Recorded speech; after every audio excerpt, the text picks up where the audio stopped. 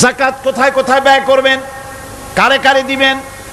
আল্লাহ রাব্বুল আলামিন বলেন, ইন্নামাস সাদাকাতু লিল ফুকারাই ওয়াল মাসাকিন ওয়াল আমিলিনা আলাইহা ওয়াল মুআল্লাফাতি কুলুবুহুম ওয়া ফির রিকাব والغارمين وفي سبيل الله وابن السبيل فريضة من الله والله عليم حكيم।